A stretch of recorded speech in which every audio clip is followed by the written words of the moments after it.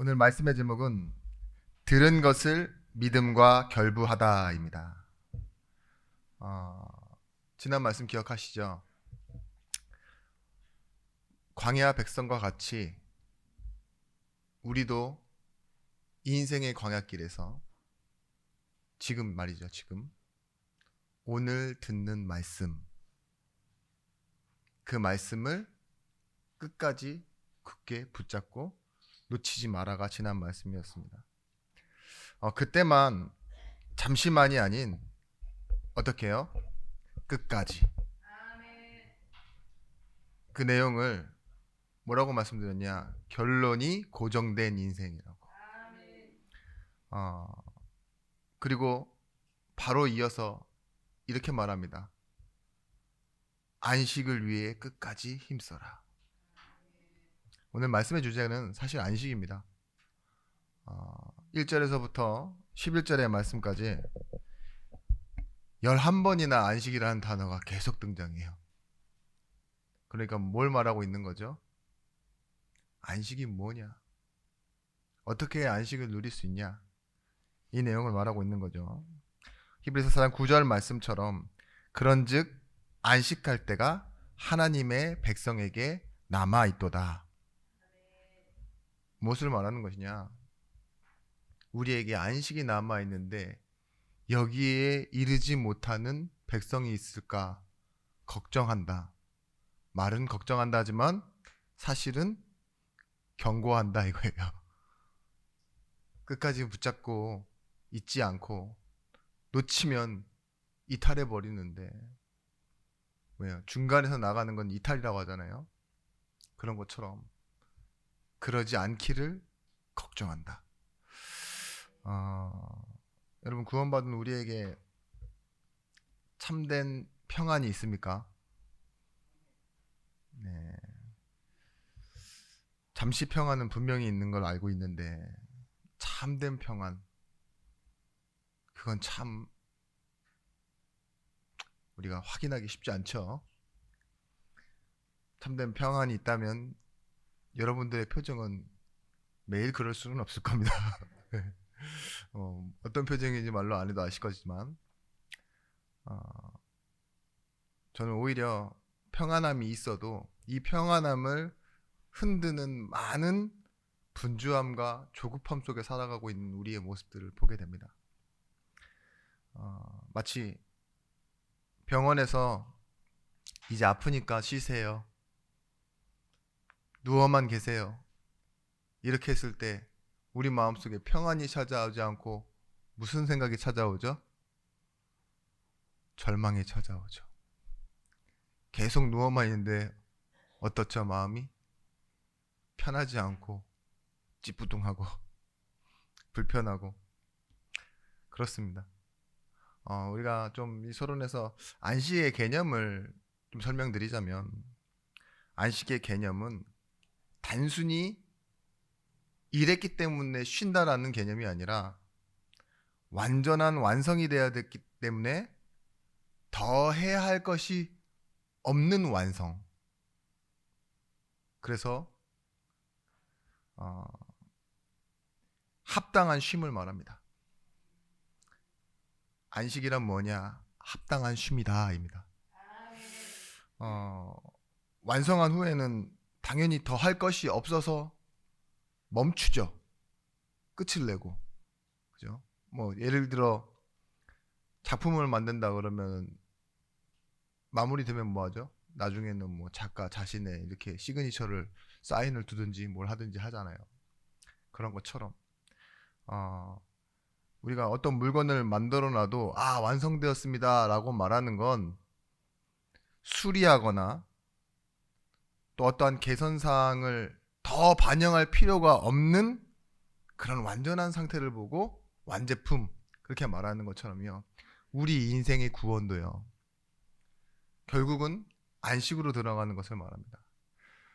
오늘 본문에도 말하고 있지만 하나님이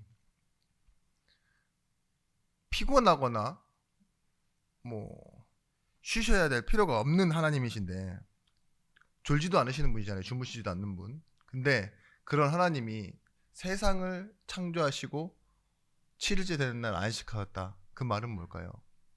완벽하게 완성하였다 그 말이에요. 그 하나님의 완벽한 완성 속으로 너희도 들어와라 하는 것이 안식을 말합니다. 광야의 백성들이 무엇을 잃어버렸느냐? 그들이 말하는 안식의 개념은 그냥 쉬는 안식을 말하는 거예요. 우리는 일을 했기 때문에 쉬어야 하고, 일을 안 해도 깨어있는 것만으로도 또 쉬어야 하는 그런 존재입니다. 그런데 이스라엘 백성에게 하나님이 말씀하신 안식은요, 하나님이 만들어 놓으신 그 끝 완성으로 우리를 부르신다는 것입니다. 그렇잖아요. 우리가 이미 완성된 작품에 손을 댈 필요가 있습니까? 없죠. 손을 대면 뭐가 되느냐? 범죄가 됩니다. 우리 권사님 딱 미술관에 가서 저 작품 너무 멋있다. 조금 아쉽다. 모나리자가 눈썹이 없네. 내가 그저께 눈썹 문신을 배웠는데 좀 살짝 이쁘게 그려줘봐. 이렇게 하는 순간 어떻게 되는 거죠? 철컹철컹 잡혀가시는 거죠. 그죠? 내가 보기에 부족한 것, 내가 보기에 완성한 것, 완전한 것, 그게 중요한 게 아닙니다. 작가가 끝냈다 그러면 그건 끝난 작품인 거예요. 그런 것처럼 이스라엘의 안식의 실패는요, 뭘 몰랐냐? 하나님께서 이루어 가시고 만드시고 완성하신다라는 것을 믿지 않는 인식의 실패였어요. 안식의 실패는 인식의 실패예요. 내가 누구인지, 하나님이 누구신지, 내가 어디로 가야 되는지 이걸 놓쳐버린 것 있죠. 그래서 이스라엘 백성들을 보고 뭐라고 했냐? 네가 하나님을 보지 못하고 네가 누군지 알지 못하고 가야 할 방향을 놓치는 이유는 마음을 완악하게 했기 때문이다. 그 완악하게 해서 어떤 결과를 초래했냐? 하나님의 말씀을 듣지 않았다. 그래서 네가 가지고 있는 생각대로 불신앙했다. 이렇게 설명하고 있는 겁니다. 그래요. 우리 신앙생활의 모습이 어떻냐? 여러 가지 모습이 있겠지만 다른 부분을 빼고 성도가 하나님 앞에 서지 못하는 이유는요, 자신의 것만 붙잡고 자기의 중심으로 하나님이 주시는 것을 모르고 하나님이 이루신 것을 모른 채 살아간다는 게 문제입니다. 다윗이 안식을 소망하며 쓴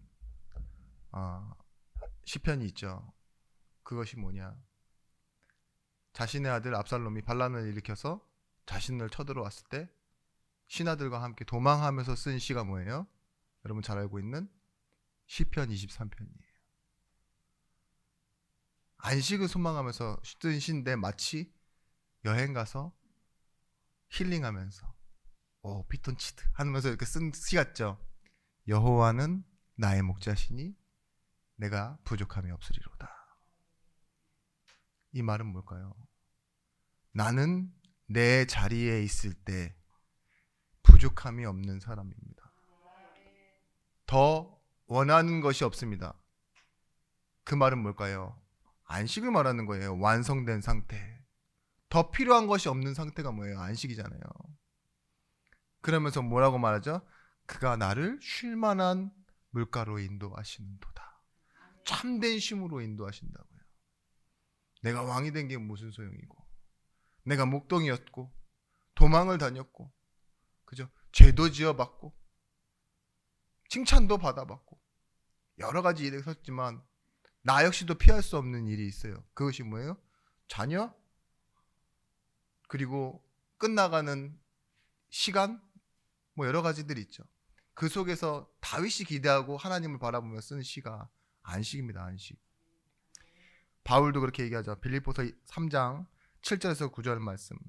그러나 무엇이든지 내게 유익하던 것을 내가 그리스도를 위하여 다 해로 여긴다. 또한 모든 것을 해로 여김은 내 주 그리스도 예수를 아는 지식이 가장 고상하기 때문이라. 내가 그를 위하여 모든 것을 잃어버리고 배설물로 여김은 그리스도를 얻고 그 안에서 발견되려 함이니. 바울 역시도 안식을 바라고 있어요. 모든 것을 버려서라도 얻고 싶은 게 무엇이에요? 그리스도를 얻는 안식. 그렇죠? 가장 고상하기 때문에 모든 것을 해로 여길 만큼 그리스도가 완전하다. 이 답을 얻는 것이 바울에게는 안식이었습니다. 여기서 바울이 말하는 그 지식, 가장 고상한 지식이 뭐죠? 하나님과 관계 속에서 경험으로 얻어진 역사의 시간, 관계의 시간 있죠. 내가 누군가를 알고 누군가를 이제는 이해하게 되고 사랑하게 되고 그에 대한 마음을 알게 되는 그 시간이 계속 길어지면 뭐가 돼요? 지식이 돼요. 관계의 지식, 에피그노시스. 바울이 그걸 말하는 거예요. 나를 부르시고 은혜를 주시고 그리고 나와 함께 이끌어 가시며 오늘 나를 이 자리에 있게 만드신 그 하나님의 시간과 지식. 단순히 내가 율법으로 외워 알고 있었던 그런 편협된 지식이 아니라 하나님과 지금 함께하는 그 지식이 바울에게 안식이 되어졌다 이 말입니다. 그래서 첫 번째 우리가 기억해야 될 것, 들은 것을 믿음과 결부하다라는 이 제목의 첫 번째는 무엇이냐? 말씀이 들려지는 인생이 교회 인생이라는 것입니다. 광야 인생은 이스라엘에게 주신 은혜의 시간이었습니다. 어떤 백성, 어떤 족속도요, 하나님의 말씀을 듣는 자리에 있지 않았어요. 그죠? 근데 하나님은 종되었고 노예되었던 이스라엘 백성들을 어디로 이끌어내세요? 광야. 그 광야는 결국은 다른 의미가 아니라 뭐 덥다, 뜨겁다, 안 된다가 아니라 목적지를 향하는 과정이기도 하지만 그 과정 자체는 본론이었지 않습니까? 광야, 말씀이 임하는 곳입니다. 히브리어 원어에도요, 광야를 뭐라고 하느냐? 미드바르라고 합니다. 미드바르. 근데 이 미드바르에서 드바르를 빼면 뭐가 되냐? 다바르. 성경에서 1400번 이상 나오는 말씀이 다바르예요. 다바르가 아니라 다바르입니다. 뭐예요? 말씀이라는 뜻이에요. 광야는 어떤 곳이냐? 하나님의 말씀이 임하는 곳, 말씀을 따라가는 곳. 말씀이 성취되어지는 곳이 광야였습니다. 그래서 우리 인생도 무엇이냐? 오늘 이 광야 인생에서요, 오늘 일주일에 한 번 내지는 뭐 공예배에 나와서 하나님의 말씀을 듣는데, 이 말씀 듣는 이 시간이 무슨 시간이에요? 광야에서 예배하는 시간이에요. 듣고 믿고 순종하여 말씀을 따라가는 시간. 근데 오늘 여기서 왜 구약 백성, 광야 백성들을 히브리서 기자가 얘기하고 있습니까? 설교자죠. 히브리서의 설교자. 왜 1세대가 가나안 하나님의 안식으로 들어가지 못했냐를 두고 이렇게 얘기합니다. 믿지 않아서, 순종하지 않아서 안식에 들어가지 못했다. 좀 쉽게 말씀드릴게요. 믿고 하나님의 말씀을 따라가지 못하니까 쉬지 못했다 이 소리예요. 쉬기 위해서는 뭐 해야 되느냐? 말씀을 따라 가야 한다는 거예요. 믿고 순종해서. 여러분에게 있는 여러 가지 문제들, 갈등들, 오늘 말씀을 따라 가시길 바랍니다. 말씀을 안다면 그 하나님의 말씀에 순종하시는 날 되어지기 바랍니다. 히브리서 4장 6절 말씀에 말씀을 순종하지 않고 히브리서 4장 7절 말씀에 오늘 너희가 그의 음성을 듣거든 너희 마음을 완고하게 하지 말라. 이렇게 얘기하고 있습니다. 마찬가지입니다. 우리가 이 창세기 3장 19절 말씀처럼 땀을 흘리는 이유가 하나님을 떠나 타락한 그 이유죠. 이유. 그것 때문에 우리가 땀 흘리는 것은 저주라고 생각하고 노동의 대가라고 생각하는데 이 창세기 3장 19절 말씀 이렇게 나와 있습니다. 내가 흙으로 돌아갈 때까지 얼굴에 땀을 흘려야 먹을 것을 먹으리니 내가 그것에서 취함을 입었습니다. 너는 흙이니 흙으로 돌아갈 것이니라 하시니라. 땀 흘리는 게 저주입니까? 아니요라고 빨리 말하시는 분이 한 분 계셨고 다른 분들은 그냥 땀을 왜 흘려야 되지? 저는 땀을 흘리는 걸 좋아합니다. 많이 좋아하진 않아요. 근데 땀이 나면 어떤 생각이 드느냐? 아, 내가 오늘 운동했구나 이런 생각이 드는데 당연히 정상적인 거죠. 근데 이 땀을 흘리는 개념과 성격을 우리는 착각을 해요. 땀은 타락의 결과이고 불순종의 결과가 아닙니다. 창세기 1장 28절은 무엇이죠? 예, 본문을 읽으시란 말이 아니라 당황스러워요. 네. 하나님이 그들에게 복을 주시며 그들에게 이르시되 생육하고 번성하라. 그 본문. 근데 그것도 뭐예요? 하나님이 우리에게 주신 일이에요. 일. 생육하라, 번성하라, 충만하라, 정복하라, 다스리라. 이것도 다 쉬고 있는 게 아니에요. 이 일을 통해서도 땀을 흘려요. 근데 안식을 잃어버린 인간에게는요, 그 땀이요 수고와 노동뿐인 것이 되어진다고요. 여호와 하나님이 그 사람을 이끌어 에덴 동산에 두어 그것을 경작하며 지키게 하시고, 타락 전입니다. 여기서 경작하다라는 말은 아바드, 일한다라는 뜻이고, 샤마르, 지키게 한다 이 소리예요. 지키고 보존하고 존재케 하는 존재. 당연히 그때도 일을 했어요. 근데 무엇이 있어요? 완성된 안식 속에 있어요, 이들이. 그러니까 뭐예요?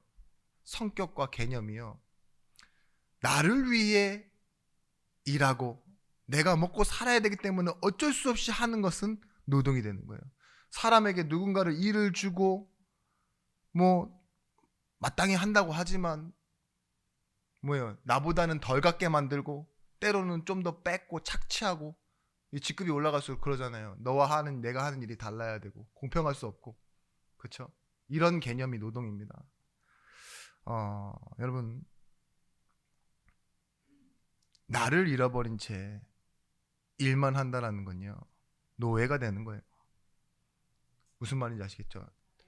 창조 이 목적을 알고 있는 원래 인간은요, 일하는 게 뭐예요? 나를 위해 사는 게 아니라 하나님과 함께 사는 거고, 그죠? 그것이 결국은 나를 위한 게 되는 건데, 하나님을 떠난 인간은 뭐예요? 결국은 나를 위해서만 살게 된 거예요. 근데 뭐예요? 나를 잃어버렸어.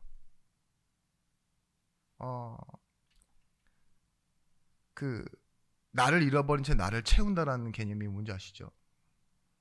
목적 없이 사는 인생. 남들 하는 대로 막 주워다가 어떻게든 나를 채우는데 결국은 그게 됩니까? 어느 구걸하던 독거노인이 죽었는데, 이불 밑에서, 그 당시에 꽤 오래된 일이죠. 20-30년 된 일이니까, 이불 밑에서 집을 3채 정도 살 돈이 나왔다고. 물론 진짜 좋은 집이 아니라 그가 살고 있는 집을 3채 정도 살 수 있는 그런 집이었겠죠. 근데 그게 뭐예요? 돈을 쓸 줄 모르는 사람이 돈을 뭐예요? 모으기만 하면 뭐가 있습니까? 계속 집에 살 돈도 있는데 계속 손 벌리고 난 거지다, 내놔라 이렇게 말하는 거. 예수님이 오신 이유도요, 그 성격을 바꾸시기 위해 오신 거예요. 원래는 복음을 위해, 하나님을 위해, 그것이 나를 위한 삶이 되어지는 게 완성의 형태인데, 나를 위해서만 살고 있는 그 모습이 뭐라고 했냐? 수고하고 무거운 짐진 자들아 다 내게로 오라, 내가 너희를 쉬게 하리라. 단순히 수고해서 무거운 짐 져서 쉬는 그런 개념이 아니다. 예수님께서 또 말하죠. 개념과 성격을 바꿔줄 거야. 내가 지는 짐을 매면 돼. 그리고 완성을 향해 가는 거야. 그리고 나에게 와서 배우고 뭐하죠? 쉼을 얻으라라고 말해요. 너를 위한 짐을 지지 말고 이제 뭐예요? 완성을 위해 필요한 일을 해라. 그게 뭐죠? 예배입니다. 예배. 불신자들이 말하는 이 쉼의 개념이 뭐예요? 그냥 시간을 죽치는 거예요. 뭔가 하지 않는 거예요. 광고에도 있었죠. 쉬고 싶다. 적극적으로 아무것도 안 하고 미친 듯이 쉬고 싶다. 이런 말 광고 보셨죠? 그런 게 쉼이 아닙니다. 하나님이요, 예수를 통해 우리를 재생시키고 회복하여 진정한 안식으로 들어가게 하신다. 밀어 넣으신다. 이렇게 말하고 있어요. 쉼은 멈추는 것이 아니라 예수와 동행하는 것입니다. 예배가 그렇습니다. 세상의 사람들은 아무것도 안 하거나 하던 일을 멈추고 잠깐 나를 위한 시간을 갖는 게 그런 개념과 성격이 쉼이라고 말하지만, 하나님 자녀는 뭐예요? 이 시간, 내 시간을 내어놓고 예배 앞에 나와서 하나님을 바라보고, 그죠? 내 존재의 이유를 찾고 하나님이 주신 말씀을 받는데, 우리는 어디로 들어간다고 말합니까? 안식으로 들어간다고 말합니다. 하나님의 사랑은요, 세상 가운데 랜덤으로 무작위로 우리에게 온 것 같지만, 하나님의 사랑은 어디를 뚫고 들어오셨냐? 인본주의에 살고 있는 우리에게 오신 겁니다. 우리는 어쩔 수 없이 다 인간 중심으로, 역사도 관계도 사고도 전부 다 우리 중심으로 생각할 수밖에 없는 그런 사람들입니다. 근데 은혜가 어떻게 들어왔냐? 우리 중심을 뚫고 들어오신 거예요. 참 하나님의 사랑이 무엇이냐? 요한복음 3장 16절 말씀에 뭐죠? 하나님께서 우리를 이처럼 사랑하사 독생자를 주셨으니, 그 이처럼이 십자가에 지신 사건을 말하죠. 자신을 죽여가면서도 우리를 살리시겠다고 말하는 그 하나님의 포기하지 않는 의지가 십자가잖아요. 그런데 우리가라기보다는 제가 어저께 밤에 그렇게 생각해봤어요. 이 말씀을 정리하다 보니 그러는 거예요. 내가 나를 위한 삶을 사는 게 아니라 하나님을 위한 삶을 사는 그 중심 이동이 안식이라고 그 생각을 제가 하게 되니까 뭔가 좀 억울한 거 있죠. 우리가 결국 우리 인생이 하나님을 위해 사는 게 인생의 목적이라고 말하는 게 좀 서운하더라니까요. 그렇지 않으세요? 나만 그렇구나. 내 존재에 대한 가치 보존이 전혀 없어요. 내 자존심이 없다고. 내 인생이 하나님을 위해 사는 거래. 아주 믿음의 영웅들만 앉아 계시는데, 이래서 말씀이 은혜가 안 되는구나. 네. 여러분, 여기서 우리가 질문해야 될 게 있더라고요. 하나님은 무엇 때문에 우리를 만드셨습니까? 사랑해서. 세상을 만드신 이유조차도 나를 있게 하시기 위해. 창조의 이유와 그래서 구원의 이유가 같습니다. 나에게 원인은 없다라는 거예요. 하나님이 먼저 시작하시고 다 완성하셨어요. 이 세상을 만들 때 묻지 않으시고 하나님이 혼자 만드셨고, 나를 하나님의 형상으로 만드셨고, 죄인을 구원하실 때에 조건 없이 무조건으로 하나님이 사랑하셔서 만드셨어요. 그런데 우리는 구원 받아놓고도 또 이렇게 생각하죠. 조금 억울하다. 내가 나를 위해 살지 않고 하나님을 위해 살아야 된다니. 아닙니다. 하나님이 나는 나다라고 설명하시면서 뭐래요? 나는 너의 하나님이다. 나는 너를 위해 일하고 있다. 내가 복음을 위해 사는 것이 당연하고 정상입니까? 하나님은 이렇게 말씀하십니다. 나는 너를 위해 산다. 나는 나보다도, 내 아들보다도 너를 더 사랑했다. 이걸 믿어야 우리가 안식으로 들어가는 거예요. 하나님의 자존심, 하나님의 가치 보존 없습니다. 그래서 바울이 이렇게 얘기하죠. 너희 안에 이 마음을 품으라. 근본이고 본체이신 자신을 포기하신 만큼 나를 사랑하신 것, 그죠? 그 중심을, 그 개념을 우리 신앙 속에 무엇으로? 말씀과 묶어라 이 소리입니다. 안식에 이르지 못하는 이유를 히브리서 기자는 4장 2절 말씀에 이렇게 꼭 집어서 얘기합니다. 그들과 같이 우리도 복음 전함을 받은 자이나 들은 바 그 말씀이 그들에게 유익하지 못한 것은 듣는 자가 믿음과 결부시키지 아니하니라. 두 번째입니다. 말씀이 믿어지고 소망하는 인생입니다. 들었으면 이제는 그 말씀을 믿고 소망으로 바꾸는 방법이 뭐냐? 묶는 거예요. 말씀과 인생을. 듣기만 하는 게 아니라 믿음과 결부시키다 이 소리예요. 수요일 날은 제가 이 본문이 나올 줄 모르고 혼자 막 떠들어댔어요. 비빔밥이라고 섞어야 된다고, 그죠? 시멘트라고 섞어야지 굳어진다고 막 이런 식으로 얘기했는데 결부시키다 이 말이 뭘까요? 우리가 다리가 부러지면 응급처치를 어떻게 하느냐? 병원에 가기 전까지 이 나무를 대고 붕대로 칭칭 감아서 탁 고정시켜요. 그죠? 그리고 병원까지 데리고 갑니다. 이게 응급처치. 그때 이렇게 칭칭 감아서 하나 된 것처럼 묶는 것을 뭐라 그러죠? 결부시키다. 하나로 만든다 이 소리죠. 오늘 2절 말씀에 그들과 같이 우리도 약속의 복음을 받았다 이 얘기예요. 광야 백성은 모세를 통해서 하나님의 말씀과 언약을 붙잡았고, 오늘 우리의 교회는 예수님을 통해 구원의 성취 이 말씀을 들었고 지금 확인하고 있으며 새 약속으로 성령을 통해 인도받고 있습니다.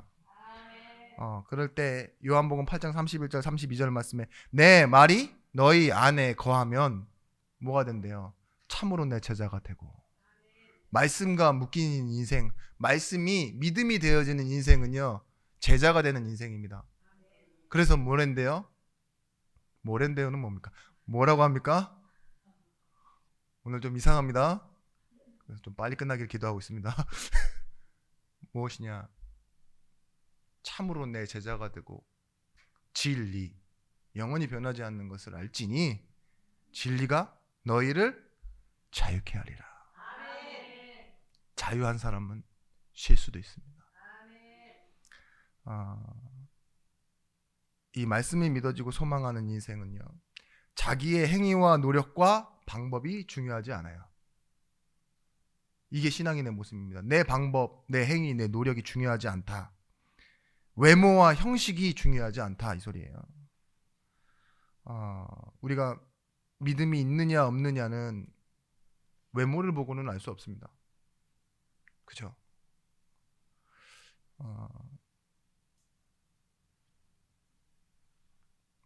안식에 들어가지 못하는 유익을 얻지 못하는 이유가 믿음과 말씀이 결부되지 않아서, 묶이지 않아서 라고 말하는데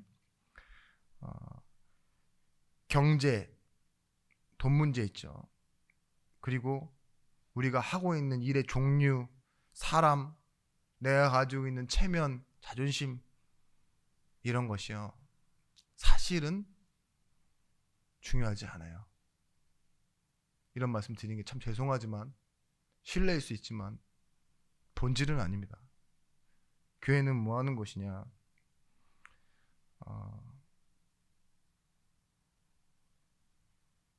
이 제대로 들었고 확실히 알고 있다라는 이 사실이 중요한 것이 아니라 결국은 내가 하나님의 은혜로 믿어지는 것이 더 중요한 거예요. 내가 확실히 알아. 개념을 알아. 내용을 알아. 그렇게 살아. 내가 지켜. 뭐 이런 거 저런 가운데서 지혜가 생기고 판단하고 그러는 게 신앙생활의 성격이 아니라고요. 결국은 뭐예요? 믿어지는 것. 그래서 말씀과 내 인생이 묶여지는 것. 결국은 그렇게 되는 겁니다. 푸드코트 가면은 뭐가 있냐? 식당에 나라고 푸드코트라고 하는 이유가 있어요. 푸드코트 가면은 음식이랑 똑같이 만들어 놓은 샘플을 딱 놔뒀습니다. 불빛이 딱 들어가가지고 음식이랑 아무리 똑같이 생겼다 할지라도 저거 보고 우리가 음식을 선택하는 이유가 되잖아요. 그죠? 저건 맛있겠다. 막상 생각만 하는 것보다는 눈앞에 있는 실제 모양을 보면 먹고 싶다 하는 생각이 들지만 그 모형을 먹을 수는 없잖아요. 그죠? 마찬가지입니다. 우리의 삶이 잘하는 것, 멋있는 것, 괜찮아 보이는 것이 신앙생활의 모형이라니까요. 저럴 수 있어요. 아, 저렇게 하고 싶을 때가 있어요. 근데 그것이 본질은 아니라고요. 알고 있는 것이 아니라 주신 내 것, 그것이 뭐냐? 실제는 임마누엘입니다. 실제 임마누엘, 하나님이 함께 하시는 것. 몇 분이 아니라 우리는 하나님의 아들로 살지만 어떤 이들은 참 이방인의 모습으로 살아가요. 이방인의 모습은 뭐냐? 교회 안에서도 자기 인생의 주인을 자기라고 여기면서 살아가는 거 있죠. 그러면서도 믿는다라고 말하는 거 있잖아요. 중심과 개념이라고 했잖아요. 우리가 진짜 믿는다라는 건 믿어질 땐 믿는 것, 그 믿음 말하는 게 아니에요. 말씀을 아는 것, 그걸 말하는 게 아닙니다. 중심이 어디 있느냐, 결론이 어디 고정되어 있느냐, 결국은 나를 위해 사는 것이냐, 복음을 위해 사는 것이냐, 내가 선택한 것이냐, 하나님이 함께 하시는 것이냐, 보이지 않는다고요. 판단할 수 없는 건데, 이 보이지 않고 판단할 수 없는 이 싸움을 나는 알아요. 어떻게 아느냐? 여러분들이 삶을 살아갈 때 알지 않습니다. 예배에 나왔을 때 알아요. 성령이 역사하셔야지만 안다고요. 그래서 여러분들 찾으셔야 됩니다. 여러분 비행기 티켓을 가지고 있어요. 비즈니스를 예약하고 예약 당일날 모든 짐을 준비하고 스케줄 다 돼 있고 호텔까지 예약 다 해놨는데 뭐가 없으면 못 가는 줄 아십니까? 여권이에요. 여권. 여권은 예약한 것도 아니고 원래 들고 있어야 되는 건데 그 여권 없으면 수속이 안 된다니까요. 돈 다 지불했고 내가 다 알고 있다니까. 이 상태가 뭐냐? 종교인, 바리새인이 그런 거예요. 다 알고 있어. 다 지켰어. 여권 번호도 외워. 근데 실제를 안 갖고 있으면 뭐예요? 죄송합니다. 못 갑니다. 여러분 여권은 뭐냐? 내 것이지만 발행한 기관이 있어요. 국가입니다. 나를 증명해주는. 그래서 입국 수속, 출국 뭐예요? 수속을 해야지만 들어가기도 하고 나가기도 하죠. 거기서 중요한 건 티켓이 아니에요. 티켓도 중요하지만 나라를 떠날 수 있는 건 배를 타고 나오든 뛰어서 나오든 여건이 있어야지 나올 수 있다니까요. 그래야 한국 들어올 때 뭐예요? 웰컴 홈 하는 거예요. 미국 들어갈 때 시민권 없으면 뭐예요? 영주권자 몇 시간씩 붙잡아 놓고 씨름한다잖아요. 와이프는 시민권자라서 그냥 들어가는데, 그죠? 내 와이프가 시민권자면 중요하지 않아요. 네가 뭐냐, 그죠? 그런 것처럼 우리도 마찬가지예요. 먼저 그의 나라와 그의 의를 구하는 게 먼저입니다. 있어야 할 것이 있는 거예요. 내가 하나님을 알고 하나님께 구하는 게 있어야 이 모든 것은 더하여 주시는 거예요. 그것이 말씀을 믿어지고 소망하는 인생, 말씀과 묶여있는 인생입니다. 내가 하는 일보다 무엇을 더 믿느냐? 하나님이 하시는 일과 하나님의 나라의 일을 더 믿는 거예요. 남을 잘 돕고 많은 일을 하고 그래도 하나님의 말씀을 듣지 않는다, 믿음과 결부시키지 않는다, 그러면 뭐예요? 수고와 봉사와 헌신, 많은 손해가 결국은 나를 위한 거예요. 그래서 세 번째, 안식을 향한 믿음의 도전을 하셔야 됩니다. 4장 11절 말씀 이렇게 말하고 있습니다. 그러기를 우리가 저 안식에 들어가기를 힘쓸지니 이는 누구든지 저 순종하지 않은 본에 빠지지 않게 하려 함이라. 안식을 향한 믿음의 도전, 그 시작은요, 나의 나된 것을 하나님의 은혜 속에서 찾아내는 거예요. 그래야 짐을 내려놓을 수 있는 여유가 생깁니다. 내가 어떻게 여기까지 왔는데 라는 억울함과 원망, 그게 아닙니다. 이런 나일지라도 하나님이 나를. 고린도후서 12장 9절 말씀에 바울이 이렇게 얘기해요. 병들고 아프고 부끄러운 것, 그런 것이 내게 있다. 근데 도리어 크게 기뻐함은 나의 여러 약한 것들에 대하여 자랑하리니 그리스도의 능력이 내게 머물게 하려 함이라. 어떻게 그럴 수 있을까요? 잘한 것도 많은데 그 잘한 것을 자랑하는 것도 아니고, 내가 아프고 병들고 부끄러운 거 있죠. 내가 원하지 않는 것이 내게 있는데도 나는 크게 기뻐하고 그것들을 자랑한다. 내 약한 것을 자랑한다. 어떻게 이럴 수 있죠? 안식을 향한 바울의 믿음의 도전이에요. 실제 체험한 사람의 시작점을 우리가 보고 있는 겁니다. 근본 문제가 해결되어졌기 때문에 뭐예요? 그걸 끝내셨잖아요, 예수 그리스도께서.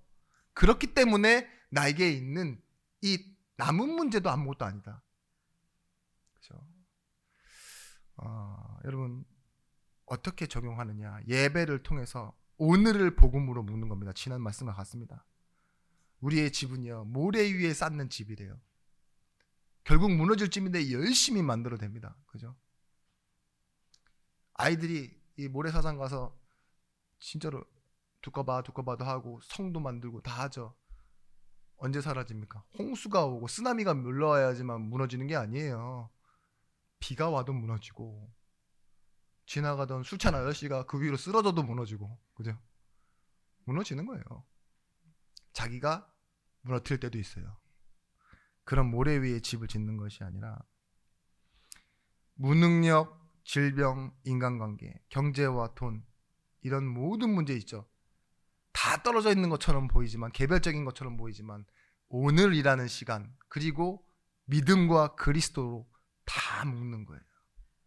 그게 안식을 향한 도전이에요. 언제 하겠나?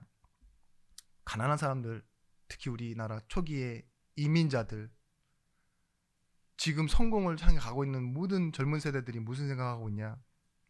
언제 하겠나? 빨리 집 사고 돈을 벌고 자리를 잡아야 된다. 결국 다 되어졌는데도요, 뭐 한 줄 아세요? 노후 문제 생각하고 더 넓은 곳으로, 더 좋은 곳으로.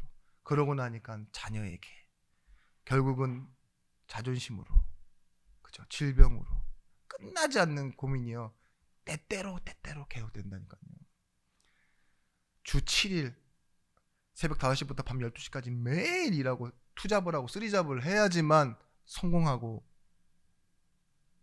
행복하고 만족이 되어지는 인생입니까? 그렇지 않습니다. 우리는 이 사실을 아는 겁니다. 주 예수 그리스도. 이 말은 하나님이 창조주이시지만 나의 아버지 되시고 나는 하나님의 자녀이다. 이것이 우리 인생의 안식입니다. 여러분, 이 본질을 빼앗아가는 세상과 사람과 또한 정말 거짓된 메시지의 음성에서 빠져나오십시오. 안식을 빼앗아가는 소리들 가운데 여러분, 우리의 마음과 욕심을 자극하는 그 말에 빠져나오시길 바라요. 그게 뭐냐? 예배입니다. 예배. 조급하고 분주한 마음을 말씀으로 다잡으시길 바랍니다. 그러면 회복하는 기도와 메시지가 여러분에게 있어야 돼요. 기도는 바라는 것을 구하는 게 아니라 나를 회복시키는 겁니다. 하나님 앞에. 말씀이 말씀이지만은 내 신앙이 되어질 때 내 인생에서 고백이 되어집니다. 그걸 뭐죠? 메시지라고 합니다. 이 탕자가 뭐예요? 중심을 자기로 바꾸려고 해요. 무슨 말인지 아시죠? 아버지의 재산을 떼어 내 몫을 가지고 자기의 인생을 살겠다고 뛰쳐나가는 순간 뭐가 시작되어지느냐? 낭비와 허비, 그죠?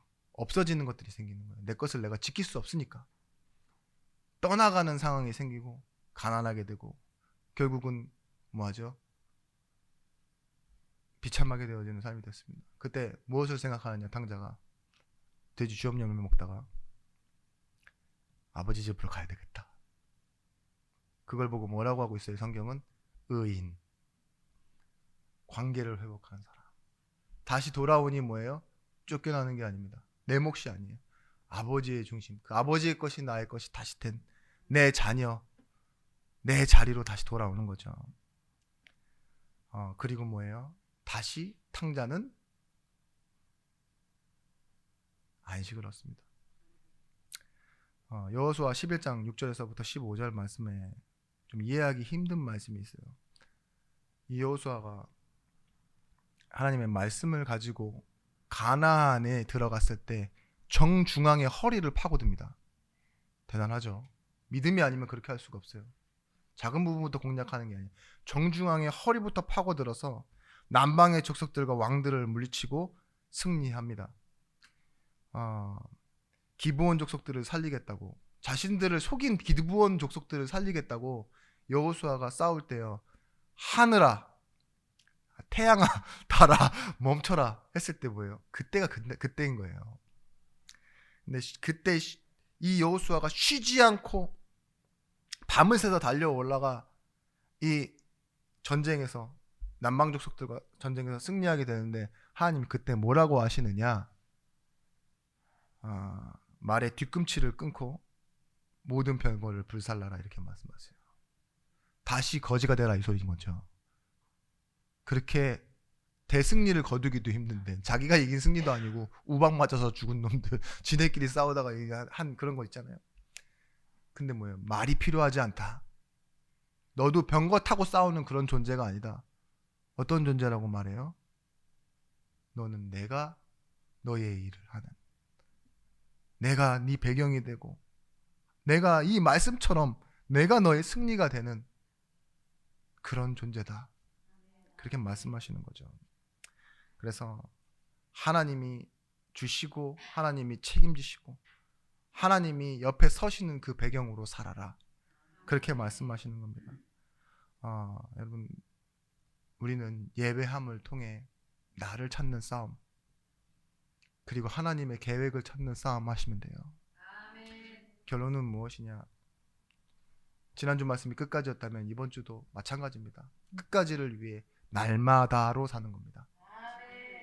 말씀이 들려지는 교회 인생은 뭐예요? 땀 흘리고 수고하고 또 다시 도전해야 되는 이유가 중심이에요. 이 중심 회복. 말씀과 묶여있는 인생, 두 번째 말했던 그 말씀과 묶여있는 인생은요, 하나님을 기대하는 인생입니다. 이 찬양 이제 생각나더라고요. 결론 마무리 정도 정리될 쯤에 저 높은 곳을 향하여. 여러분, 높은 곳을 향해 가셔야죠. 그죠? 장례식장에서 부르죠. 저 높은 곳을 향하여. 죽으라, 이 소리가 아닙니다. 세상에서 대통령들, 정상들이 모이는 회의를 서밋이라고 해요. 서밋. 영어로는 단 정상회의에서도 정점을, 꼭대기를 보고 서밋이라고 합니다. 근데 마찬가지예요. 우리가 무엇을 향해 가고 있습니까?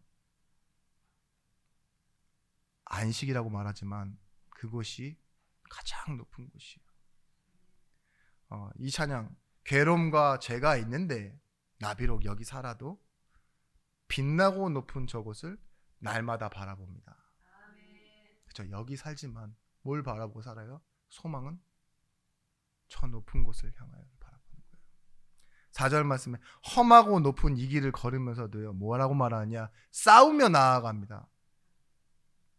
다시금 기도하오니 내 주여 인도하옵소서. 근데 후렴 부분 때문에 이 찬양이 생각나는 거예요. 내 주여 내 마음을 붙드사 그곳에 있게 하소서. 그곳은 빛과 사랑이 언제나 넘치옵니다. 안식이죠.